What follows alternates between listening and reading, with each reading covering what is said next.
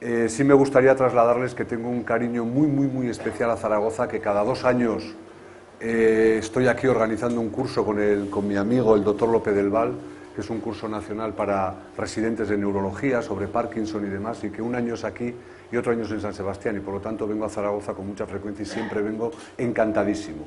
Muchísimas gracias a todos por estar aquí. Bueno, yo les voy a intentar transmitir una serie de ideas sobre la influencia que tiene el alimento, la alimentación en el cerebro, en la función cerebral, desde 2 perspectivas. La primera es para que funcionemos en el día a día y la segunda es para intentar mejorar nuestro riesgo de sufrir enfermedades en el futuro. Estas son las 2 ideas básicas. El cerebro, su función básica es procesar estímulos externos y a partir de ese procesamiento que se desarrolla aquí dentro de esta caja negra de la que cada vez vamos sabiendo más, acabar desarrollando una serie de conductas y una actividad mental, cuyo objetivo último es el de la supervivencia y la reproducción, que es dejarse de historias. Al final, todo lo que hacemos es pensando en nuestra supervivencia y en transmitir nuestros genes a las generaciones venideras. Pero hay otro aspecto importantísimo de la actividad cerebral humana, que es la generación de la cultura. La gastronomía es una expresión de la cultura, la alimentación es una expresión de la cultura, y esta cultura, curiosamente, impacta sobre el cerebro y modifica nuestras conductas y nuestra actividad mental, en un círculo vicioso que es realmente fantástico. Y el cerebro se construye a partir de la interacción entre genes y ambiente. Por lo tanto, no estamos destinados a nada, somos dueños de nuestro destino. Es verdad que nuestra información genética nos marca mucho, pero no todo. Hay cosas que están en nuestra mano. Realmente, ¿por qué le damos tantísima importancia a nuestro cerebro?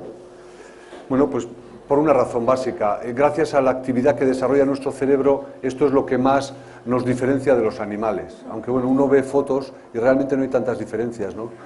Realmente lo más divertido de esta secuencia de fotos es esta de aquí, en la que dice, el autor dice: siento no haber encontrado una foto de un mono haciendo este gesto. Vamos, básicamente dice eso. Pero bueno, bromas aparte, la gran trascendencia del cerebro es que nos hace diferentes de los animales. ¿Cómo funciona el cerebro? El cerebro en realidad es lo menos poético que hay, Tiene el tamaño de un coco, la forma de una nuez, el color del hígado sin cocer y la consistencia de la mantequilla fría. Entonces la pregunta es una masa de grasa de kilo y medio que consume el 20% de energía del organismo y funciona como un sistema electroquímico. Y como dice Woody Allen, es el segundo órgano favorito del organismo. La pregunta es, ¿cómo puede algo así generar arte, poesía, fe, amor, odio? Pues voy a intentar explicarles, no cómo funciona el cerebro, porque nos meteríamos en un lío importante, pero sí transmitirles que esta estructura de escasamente kilo y medio supone menos del 5% del peso del organismo, consume el 20% de energía. Consume el 20% de energía. Y esto es así para que esas 1.000 millones de neuronas que hay contenidas en 1 milímetro cuadrado de nuestro cerebro, esos 100.000 millones de neuronas se compondrían todo el cerebro, cada una de ellas realizando entre 100 y 100.000 conexiones. La media sería de 10.000 conexiones. Hay más neuronas en el cerebro que estrellas hay en la galaxia. Es el órgano más fascinante y la catedral de la complejidad, como dijo un físico. Y además una cosa importante, es una estructura cambiante, dinámica. Su cerebro, al salir de esta conferencia, será distinto del cerebro que entró en esta conferencia. Habrán surgido nuevas conexiones neuronales y otras habrán desaparecido. Y esto es el cerebro, y esta es una grandísima actividad que supone un consumo del 20% de la energía de todo el organismo. Por eso es importante comer y por eso es importante dormir. Por ejemplo, hoy en día cada vez hay más datos que dicen que una de las principales funciones del sueño es enfriar el cerebro. Necesitamos enfriar el cerebro. Yo esto me acuerdo que lo comenté una vez en casa y desde entonces mi hijo, cuando le echo las broncas porque no estudia suficiente, me dice: ahí está, pero si tú dices que eso se enfría se calienta el cerebro y que eso no es bueno. Digo, ya, pero bueno, hay que estudiar un poquito más. ¿De dónde sacamos este 20% de energía? De lo que comemos. Fundamentalmente el combustible es la glucosa. la glucosa que está contenida en los alimentos. Pero en el cerebro, además de esa energía, es muy importante también el aporte de otras sustancias, las proteínas, los ácidos grasos. ¿Por qué? Para la formación del cerebro. El cerebro es un órgano muy rico en grasas, pero en un tipo de grasas determinadas. Y estas también provienen, muchas de ellas, de la alimentación, para que los nervios tengan una vaina de mielina correcta, que es grasa pura. Todo esto también viene de los alimentos. Entonces, este es el primer punto. Pero el segundo punto, y en el que más me voy a centrar, porque realmente esto nos viene dado, es decir, todos comemos cuando nos baja el azúcar, porque además nos pide el cuerpo comer, y todos comemos grasas y comemos de todo, y el cerebro ya se nos ha desarrollado todo lo que se nos tenía que desarrollar, por decirlo de alguna manera, aunque siempre vamos a poder cambiarlo. Pero por eso me voy a centrar sobre todo en la segunda parte, que es en intentar mejorar nuestro riesgo, disminuir nuestro riesgo de sufrir determinadas enfermedades, sobre todo las enfermedades neurodegenerativas. Fíjense que las enfermedades neurológicas suponen un coste altísimo para la población. Aproximadamente 127 millones de europeos van a estar afectadas en algún momento de su vida por alguna enfermedad del cerebro. Y esto, el coste, es el equivalente a la construcción de 25 canales o túneles del Canal de la Mancha. Y entre estas enfermedades tenemos el Alzheimer, con un coste de 55 billones de euros anual y una afectación de 5 millones de personas, o la enfermedad de Parkinson, que está por aquí, con 1.200.000 europeos afectados, un coste de 11 billones de euros aproximadamente. ¿Y por qué me centro o me quiero centrar en estas dos enfermedades? Por dos razones. Una, porque son enfermedades asociadas al envejecimiento de la población, no debidas al envejecimiento ni causadas por, pero sí asociadas al envejecimiento, lo cual quiere decir que, como afortunadamente vivimos cada vez más, afortunadamente cada vez hay más personas mayores, esto lleva implícito que cada vez va a haber más casos de personas con Parkinson y de personas con Alzheimer.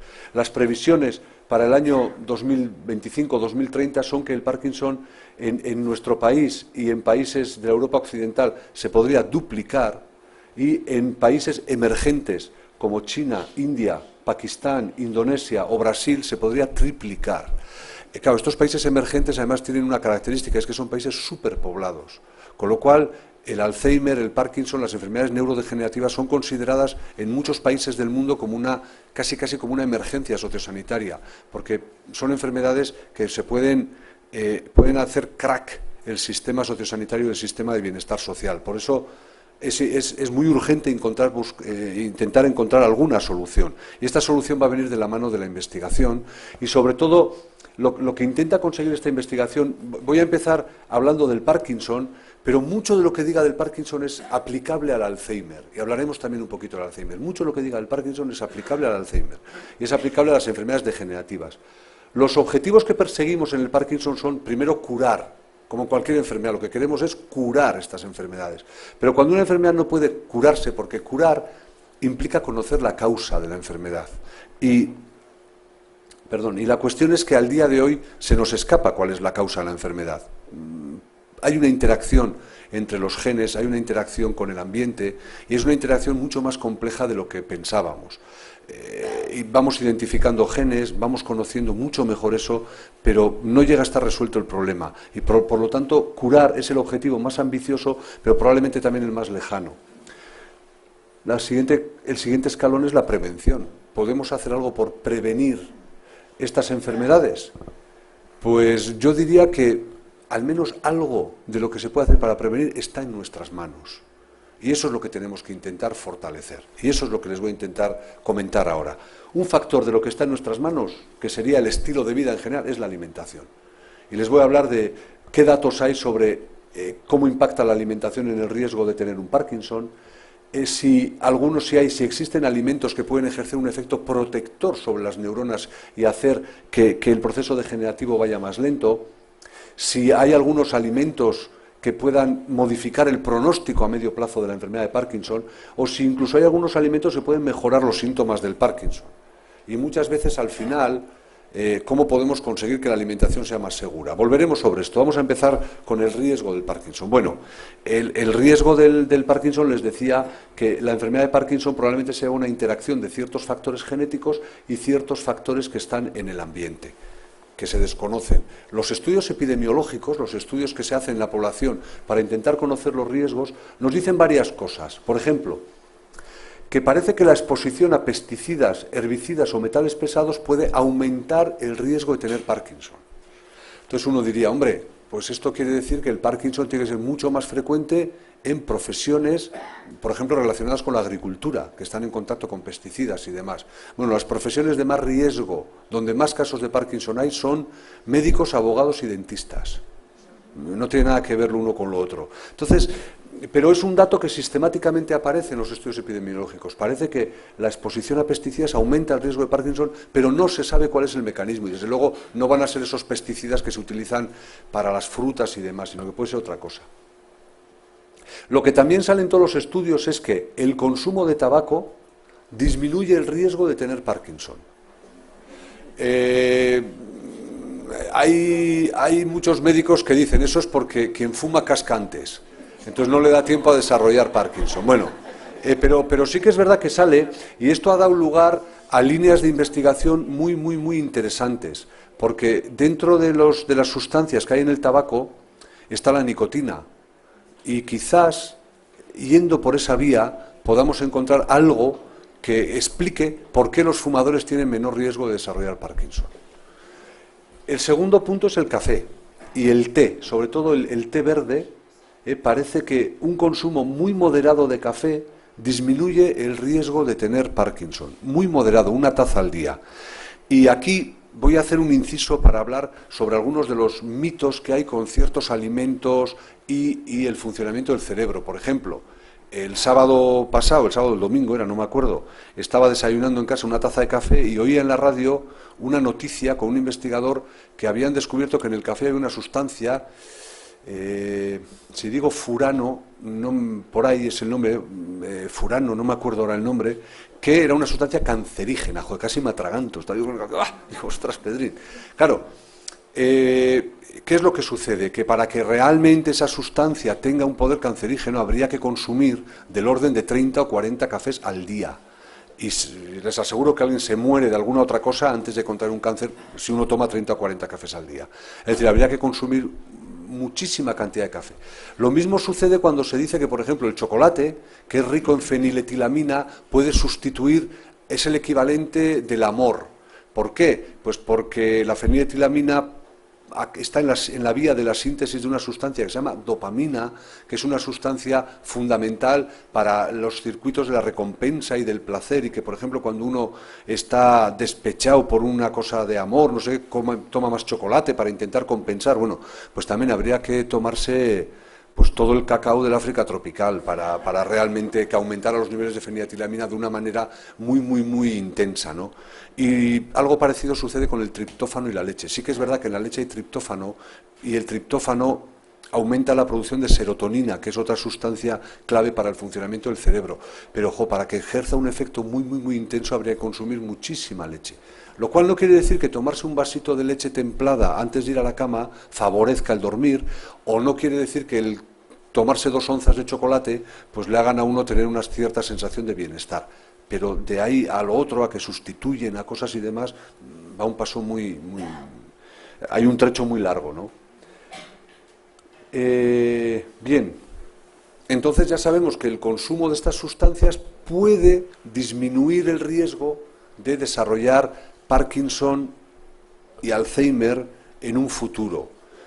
Hablaré un poquito más adelante, entraré más en detalle con el tema de la dieta mediterránea, cuando vayamos a concretar, porque en el fondo lo que sí está clarísimo es que el consumo de una dieta mediterránea reduce el riesgo de sufrir estas enfermedades. Y cada vez hay datos, además en estudios con 150.000 personas, con estudios de gran peso, de gran valor científico, ¿no? El alcohol está puesto ahí. El alcohol no se ha visto que tenga ninguna relación con el Parkinson, pero el alcohol, el consumo de dosis altas de alcohol, ejerce un efecto muy negativo sobre las neuronas porque destruye neuronas en el hipocampo, que es una estructura vital para formar nuevas neuronas, y también porque produce un daño muy fuerte a las arterias, y esto empeora la salud cardiovascular, y esto acaba provocando, facilitando el que aparezcan infartos cerebrales o hemorragias en el cerebro, y esto es negativísimo para la salud cerebral en general y para el riesgo de sufrir Parkinson y Alzheimer. Por lo tanto, un vasito de vino al día es uno o dos, uno con la comida, uno con la cena, es lo recomendado por la OMS, porque puede tener efectos positivos entonces para el corazón. Y esto es lo que se llamaba la paradoja francesa. Es decir, la paradoja francesa es que cuando empezaron a estudiar el valor de la dieta mediterránea, decían, hombre, pero si Francia hay un montón de infartos de miocardio, ¿y esto cómo se explica? Pues se explicaba porque los franceses consumían dieta mediterránea, pero eran consumidores muy ávidos de carnes rojas y quesos frescos. Y lo que ganaban por un lado, lo perdían por otro lado, con las carnes rojas y los quesos frescos, que aumentan el riesgo de tener problemas cardiovasculares. Entonces, por eso tenían más incidencia de infartos de miocardio, excepto en zonas donde se consumía alcohol de manera muy moderada, que eran zonas de la Borgoña, de Burdeos, donde se consumía vino a dosis muy bajitas, o sea, 1 o 2 copas al día. El vino tiene una sustancia que se llama resveratrol y que puede tener un efecto positivo sobre el envejecimiento y una acción antioxidante importante. Yo creo que hay hasta unas pastillas ya con resveratrol. Bueno, y ahora vamos a entrar en eso, en la alimentación y la neuroprotección. ¿Pueden los alimentos, es decir, una vez que ya ha ocurrido, que está ocurriendo ya un Parkinson, ¿pueden los alimentos influir algo en la enfermedad de Parkinson? Pues miren, pueden influir algo desde el punto de vista de la neuroprotección. ¿Por qué? Por estas dos vías. Una, proteger a las neuronas se puede hacer de una manera, que es intentar evitar que las neuronas mueran y degeneren. Entonces la pregunta clave es, ¿y por qué mueren las neuronas en el Parkinson? ¿Por qué mecanismos? Pues uno de los mecanismos más importantes es que esta estructura de aquí, que es la mitocondria, que es una estructura que todos tenemos dentro de las células y que es como la fábrica de energía que tenemos dentro de las células, está sometida a un estrés muy alto en las neuronas de personas con Parkinson y también en las neuronas de personas con Alzheimer. Y esto es lo que se llama el estrés oxidativo. Y hay sustancias que disminuyen el estrés oxidativo. Estas sustancias son, por ejemplo, las nueces. Las nueces porque son ricas en vitamina E y en otros antioxidantes. Pero las nueces también sucede lo mismo con los flavonoides. Los flavonoides son moléculas que lo que hacen es dar el color a las frutas y a las hortalizas. Por lo tanto, fíjense, estamos hablando ya de frutas, hortalizas, nueces, que son buenas para el cerebro. ¿Por qué? Porque son ricas en antioxidantes. Lo mismo podríamos decir del pescado, que tiene el ácido omega 3, que también es un potente antioxidante. Y del resveratrol, que en pequeñas cantidades está en el vino tinto. Por lo tanto, ya estamos hablando de estas cosas y si uno mira la mano dice, coño, dieta mediterránea. Y efectivamente, con el aceite de oliva virgen, eso es la dieta mediterránea. Y la dieta mediterránea es patrimonio de la humanidad y tiene un poder antioxidante altísimo. Y no tenemos perdón de Dios de que en nuestro país el índice de obesidad se esté duplicando y triplicando, y todo esto además viene desde la escuela, desde la más tierna infancia. Entonces hay que educar a los niños desde pequeños en consumo de dieta mediterránea, porque les estamos haciendo un favor enorme para evitar la obesidad, para mejorar su salud cardiovascular y para mejorar su salud cerebral también. Y la otra vía por la que se puede ejercer un efecto protector sobre el cerebro es actuando sobre la neurogénesis. ¿Qué es esta palabrota? Bueno, pues les intento explicar un poco. Santiago Ramón y Cajal, de Pitillas, de Pitilla de Aragón, aragonés universal, es el padre de la neurociencia moderna. Todo lo que dijo Cajal es cierto, pero afortunadamente se equivocó en una cosa. Cajal dijo que las neuronas no tenían capacidad de regenerarse. No había capacidad de regenerar el cerebro, así como el hígado puede regenerarse, la sangre se regenera constantemente, la piel, el pelo se regenera. Decía, el cerebro no, neurona que se muere, neurona que se muere. Bueno, pues ahí se equivocó, afortunadamente. Y en los años 60 se vio que hay una zona del cerebro donde se producen, es decir, que hay células madre en el cerebro, y son células madre que producen nuevas neuronas. No en las cantidades que nos gustarían, pero sí existe esa capacidad que es lo que se llama neurogénesis, de formar nuevas neuronas. Y esa capacidad de producir nuevas neuronas se puede fomentar. Se sabe, por estudios hechos en animales, y cuando digo animales no me estoy refiriendo a ratones, sino me estoy refiriendo a monos, que se parecen bastante más a nosotros, esa neurogénesis se puede aumentar y fomentar mediante el ejercicio físico moderado y continuado. Moderado es una palabra importantísima. Ejercicio físico moderado. Por ejemplo, hay datos recientes que dicen que caminar 1 kilómetro al día, disminuye el riesgo de Parkinson. 1 kilómetro al día. No estamos hablando de irse con la bicicleta a correr y a subir el Tourmalet. No, 1 kilómetro al día. La actividad intelectual. ¿Y qué se entiende por actividad intelectual y por enriquecimiento social y cultural? Pues todo esto que estamos haciendo hoy aquí. Acudir a conferencias, interactuar con la gente, charlar, hablar, interesarse por las cosas, aprender un idioma nuevo, todo este tipo de actividades, aprender el manejo del Internet, todo esto favorece la aparición de nuevas neuronas. Y aquí es donde viene la aportación de la alimentación, la restricción calórica. La última es evitar el estrés, pero esto ya es más complicado, pero bueno, hay que intentar evitarlo de todas maneras. Las dietas de restricción calóricas se ha demostrado en monos que aumentan, es decir, cuando a un mono que está parkinsonizado con una sustancia que se llama MPTP y tiene los mismos síntomas que una persona con Parkinson, si a ese mono se le alimenta con una dieta normal o con una dieta de restricción calórica, su comportamiento es muy diferente. Cuando están alimentados con una dieta de restricción calórica, su Parkinson mejora más. Y además producen mucho más de una sustancia que se llama GDNF, que es un factor trófico, que es el factor trófico, por decirlo de una manera muy simple, es el alimento para las neuronas. Y el GDNF es un alimento, curiosamente, para las neuronas dopaminérgicas, que son las que fallan en el Parkinson. Por lo tanto, las dietas de restricción calórica pueden mejorar los síntomas del Parkinson y lo hacen a través de que aumenta la producción de esta sustancia. Estas dietas tienen una pega, se están probando ya en humanos, hay un estudio en Estados Unidos en marcha en humanos, pero son dietas tremendas, son de consumo de calorías muy bajas. 1.400, 1.200 calorías, que es muy poquita cantidad, es decir, hay que estar muy delgado. La pregunta es si merece la pena todo ese sacrificio y el estar delgado, o si eso tendrá alguna contrapartida negativa. Esto es lo que no se sabe en humanos, en animales parece que no, pero habrá que ver qué es lo que pasa en humanos. Pero es una nueva manera de decir que la alimentación puede influir en el funcionamiento del cerebro, en este caso en la producción de nuevas neuronas. El tercer punto era que una correcta alimentación puede cambiar el pronóstico del Parkinson, del Alzheimer y de otras enfermedades, por un mecanismo indirecto, pero que es muy importante, que es evitar lesiones vasculares. Si una persona con un Parkinson o con un Alzheimer además tiene infartos cerebrales, su Parkinson y su Alzheimer van a estar mucho peor, sin ninguna duda. Por lo tanto, hay que evitar el tener lesiones vasculares. Y aquí es donde entra el papel de la dieta mediterránea. Y la dieta mediterránea mejora la salud cerebral por todos estos mecanismos. Disminuye el riesgo de sufrir Alzheimer y Parkinson, disminuye el riesgo de sufrir enfermedades cardiovasculares, disminuye el riesgo de obesidad. Y todo esto es bueno para el cerebro al final, a la postre.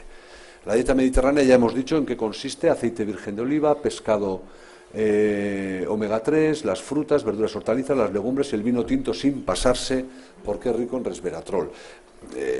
Esto sucede mucho en farmacología y en la vida, Las cosas son buenas a un determinado nivel y si uno se pasa tiene un efecto deletéreo, o sea que esto hay que tener cuidado. Lo mismo pasa con el ejercicio físico. Hay un dato reciente que ejercicio físico muy intenso, o sea, poner el corazón a 200 a la hora de manera muy continuada, te puede generar más problemas que beneficios. Les decía que había estudios que lo avalaban. Hay estudios, mire, el de los profesionales de la salud a mí me parece muy concluyente. 130.000 personas incluidas desde el año 84. Eran enfermeras, médicos, celadores, gente que trabajaba en hospitales en Estados Unidos. Identificaron 508 casos nuevos de enfermedad de Parkinson. Lo que analizaron fueron el patrón de dietas. Y había unos que seguían un patrón de dietas que ellos llaman prudente, que en el fondo es la dieta mediterránea, y otros más dieta occidental, en este caso americana, más carnes rojas, en fin. el riesgo de Parkinson estaba reducido en seguidores del patrón prudente. Y a partir de aquí empezaron a indagar mucho más en la dieta mediterránea, el valor de la dieta mediterránea, y han salido varios estudios, la mayoría de ellos promovidos por un epidemiólogo griego que vive en Estados Unidos, que es Skármeta, y en el que han visto, pues han confirmado estos resultados. ¿Cómo podríamos unir esto con el Alzheimer? Pues se lo comento brevemente. Bueno, este es Alois Alzheimer y esta es la primera paciente en la que se describió su enfermedad en el año 1906.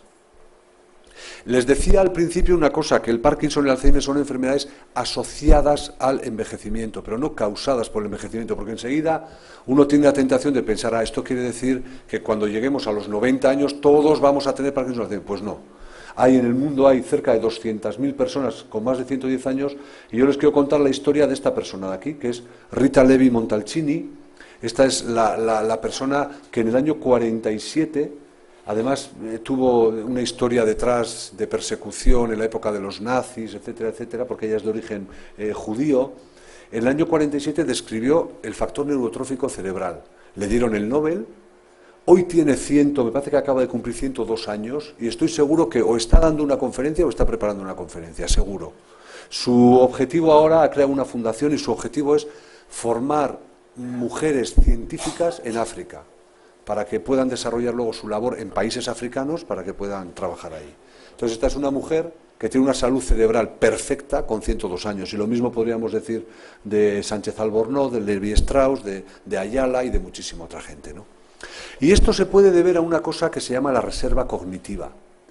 Y estamos hablando de la reserva cognitiva a lo largo de la charla. La reserva cognitiva, un amigo nuestro, un neurólogo español de Ferrol, pero que está en Vancouver, hizo un estudio con un metaanálisis de 40 estudios y demostró que incrementar la reserva cognitiva en un 5% disminuye la incidencia de Alzheimer en un 34%. Ostras, esto son palabras mayores. ¿Y qué es esto de la reserva cognitiva? Bueno, pues la reserva cognitiva es la capacidad que todos tenemos en nuestro cerebro de optimizarlo al máximo. Les voy a poner un ejemplo que lo van a entender enseguida. Imagínense a Arnold Schwarzenegger. Todos conocen a Arnold Schwarzenegger, ¿no?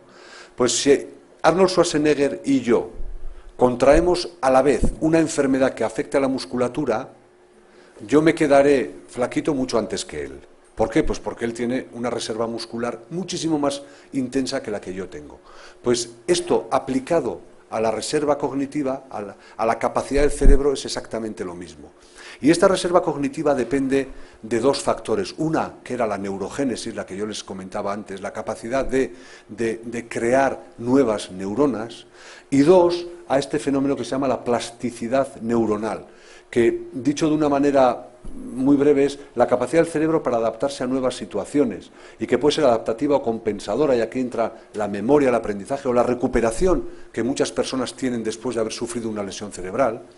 Y luego hay una aberrante que no vamos a entrar. Pero, por ponerles un ejemplo que van a entender enseguida, es un ejemplo muy gráfico.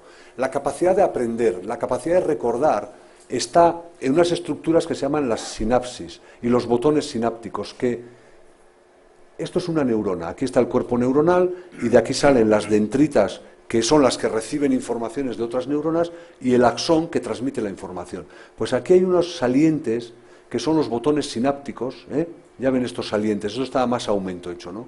Bueno, pues esta es una neurona de la corteza cerebral de una rata que ha sido criada en un ambiente empobrecido, con oscuridad, en una jaula en la que prácticamente tenía contacto con otras ratas, en la que no tenía ni la ruedita esa para dar vueltas, y alimentada como les daba la gana. Y fíjense, la misma neurona de la misma rata, después de estar una temporada en una jaula totalmente mucho más estimulada, ¿no? Una jaula en la que podía hacer ejercicio físico, en la que había cosas de diferentes colores, tenía estimulación visual, estimulación auditiva, estimulación física. Fíjense que los contactos sinápticos se han multiplicado por mucho. Pues, en el fondo, lo que quiere transmitirnos esta imagen es que si nosotros utilizamos nuestro cerebro a lo largo de nuestra vida, vamos a tener mucha más reserva cognitiva, y que nunca es tarde para aprender. Estas son las dos mensajes que lleva implícita esa diapositiva. Y esto se demuestra, esto nos lo han enseñado muy bien una congregación de monjas, las monjas de Notre Dame, en una población que es Mankato, que está en Virginia. Ahí se hizo un estudio, un neurólogo americano, David Snowdon, hizo un estudio que es el estudio de las monjas, y de ahí ha salido un libro que es una preciosidad de libro, que se llama 807 monjas, si no me equivoco, o algo así. ¿Qué es lo que hizo? Esta congregación tiene una particularidad, que es que guardan todos, obligan a las hermanas, cuando van a entrar, con 15 y 16 años, tienen que hacer un diario. Y escriben sus sensaciones, van escribiendo en el diario, y todo esto se conserva durante años. Y además viven en un ambiente muy cerrado, muy homogéneo, de tal manera que más o menos la alimentación es común en todas, la atención médica es común en todas, las actividades ya no son comunes en todas, porque la madre abadesa decide quién de ellas se va a dedicar a labores de cocina, quién va a seguir dando clase, porque son docentes, quiénes van a estar dando clases, etcétera, etcétera. Entonces, David Snowdon pudo estudiar a esta congregación durante 20, 30 años, con un objetivo, saber quiénes de ellas acababan desarrollando síntomas de Alzheimer o no. Y las monjas, como regalo fantástico, al final muchas de ellas donaron el cerebro para que se hicieran estudios. Y una de las cosas que vio David Snowdon es que, por ejemplo, el tener lesiones vasculares o no, el cuidar su cerebro, sobre todo las monjas que se dedicaban más a la docencia, tenían menos riesgo de desarrollar Alzheimer que las que se habían dedicado a otras actividades. Esto supuso además una convulsión dentro de la orden, porque bueno, pues suponía un problema. Pero bueno, vio este tipo de cosas que apoyaban todas esas teorías. El estudio de las monjas ha sido fantástico y nos ha servido de ejemplo para que nosotros en nuestra fundación, en nuestro proyecto Cita Alzheimer, queremos desarrollar un estudio a largo plazo. Tenemos ya 500 voluntarios apuntados, algunos con un riesgo mayor de tener Alzheimer, pues porque son de familias con Alzheimer. Yo estoy entre esos voluntarios. Hay otros con un riesgo menor porque no hay antecedentes de Alzheimer en su familia, y los vamos a estudiar, pero los vamos a estudiar a todos ellos durante muchos años, no solo para saber quién tiene más riesgo o menos de desarrollar Alzheimer, o quién desarrolla Alzheimer o no, y buscar biomarcadores. No, lo que queremos también es intentar buscar soluciones. Y una de las soluciones está aquí, que son cambios en el estilo de vida, ejercicio, dieta, actividades cognitivas, socialización, etcétera, etcétera, etcétera. Ese es uno de los grandes objetivos del estudio, que es lo que se llama la prevención primaria, para que no ocurra, para disminuir el riesgo de Alzheimer en toda esa población. Porque sabemos hoy en día que el riesgo de actividades que reducen el riesgo de demencia, pues sabemos el ejercicio físico moderado, los paseos, el baile, la actividad intelectual, lectura, juegos de cartas, el enriquecimiento social y cultural, asistir a conferencias, etc. Este es un estudio hecho en California con más de 100.000 personas. Por lo tanto, y para terminar, ¿qué podemos hacer? Pues fundamentalmente cuidar nuestro estilo de vida. Y nuestro estilo de vida, lo que está en nuestra mano es alimentarnos de la manera más saludable posible, realizar una actividad física moderada, mantenernos vivos intelectualmente y socialmente, y ver la vida con optimismo. El optimismo es el principal predictor de no morirse. Y este también es otro estudio hecho en California. Las personas optimistas se mueren más tarde que las personas pesimistas. O sea que más nos vale no comernos el coco, cuidar nuestra alimentación, y nada, muchísimas gracias a todos. Este era el mensaje básico. Gracias.